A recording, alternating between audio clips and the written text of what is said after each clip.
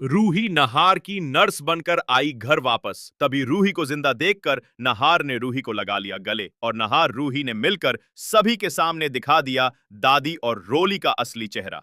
जी हाँ दोस्तों, अब ऐसे में रोली को नहार की देखभाल करना एक बोझ सा लगने लगा है। इसीलिए रोली एक डॉक्टर को कॉल करके कहती है, हमें एक नर्स चाहिए जो हमारे पति की अच्छे से देखभाल कर सके, क्योंकि अभी हमारे पति कोमा में चले गए हैं। उनके हाथ पैर और शरीर बिल्कुल भी काम नहीं कर रहे हैं। तभी डॉक्टर कहता है, आप अपने घर का एड्रेस दे दीजिए, हम आपके घर नर्स भेज देंगे। रोली डॉक्टर को गोइंका भवन का एड्रेस दे देती है। वही पास में खड़ी होती है रूही, जो डॉक्टर और रोली की सारी बातें सुन लेती है। रूही डॉक्टर से हाथ जोड़कर कहती है, आप मुझे गोइंका भवन में नर्स बनाकर भेज दी। मैंने पहले भी वहां काम किया है और आपको मुझसे कभी कोई शिकायत नहीं मिलेगी और मुझे आपसे कोई पैसा भी नहीं चाहिए। डॉक्टर रूही की बातों से प्रभावित होकर उसे नर्स बनाकर गोइंका भवन भेज देता है।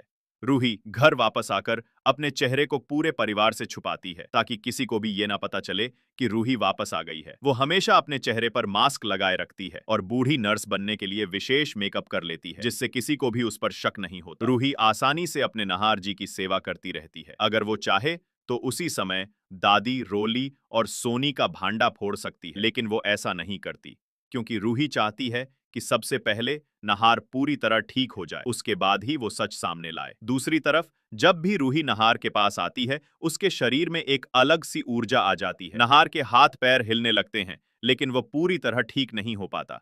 ये देखकर परिवार के सभी लोग कहते हैं, लगता है इस नर्स की वजह से नहार ठीक हो जाएगा। धीरे धीरे रूही सभी का दिल जीत लेती है। पोयू को भी ये नहीं पता चलता कि ये नर्स असल में रूही है, लेकिन जब भी रूही रोली को नहार के करीब देखती है तो वो गुस्से से आग बबूला हो जाती है। इसलिए रूही जल्द से जल्द नहार को ठीक करने का फैसला करती है। वो नहार को अपनी शादी की सारी फोटो दिखाती है और पुरानी बातें याद दिलाती है। नहार की आंखों में हलचल होने लगती है। तभी रूही नहार को अपना असली चेहरा दिखाती है। रूही को जिंदा देखकर नहार पहले की तरह पूरी तरह से ठीक हो जाता है। उसकी आंखों में चमक लौट आती है और उसे सब कुछ याद आ जाता है। उधर रोली को अब भी लगता है कि नहार ठीक नहीं हुआ है। वो उसके करीब जाने की कोशिश करती है, लेकिन तभी नहार एक जोरदार थप्पड़ मार देता है और कहता है, अब बहुत हुआ रोली। ये देखकर सब समझ जाते हैं कि नहार अब पूरी तरह ठीक हो चुका है। इसके बाद नहार पूरे परिवार को एक जगह इकट्ठा करता है। जैसे ही रूही सबके सामने आती है, सभी के होश उड़ जाते हैं। दादी और रोली के चेहरे पर हवाइयां उड़ने लगती हैं, क्योंकि उन्हें पता होता है कि अब उनका काला सच सामने आ जाएगा। रूही सबके सामने कहती है,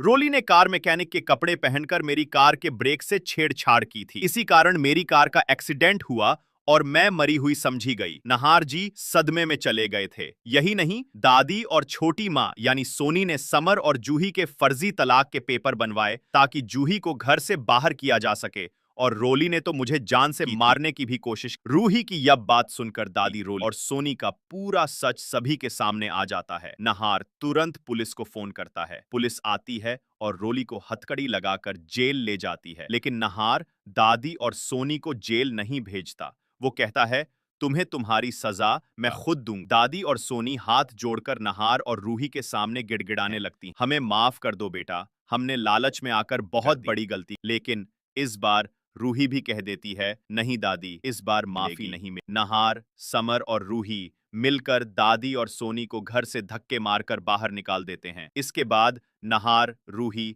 और समर, जूही का फिर से मिलन हो जाता है। घर में शांति लौट आती है, लेकिन रूही की आंखों में अब भी अधूरापन है, क्योंकि उसे अब तक उसका बच्चा रूहान नहीं मिला है। अगर आप चाहते हैं कि नहार और रूही को रूहान मिल जाए, तो इस वीडियो को लाइक करें, चैनल को सब्सक्राइब करें और कमेंट में जरूर लिखें, आई सपोर्ट रूही एंड जूही। और अगर आप भी लाइफ इंश्योरेंस लेकर अपने परिवार की जिंदगी को सुरक्षित और बेहतर बनाना चाहते हैं, तो कमेंट करें। मैं आपको इसकी पूरी जानकारी दूंगा, जिससे आप भी अपने भविष्य को सुरक्षित बना सकें।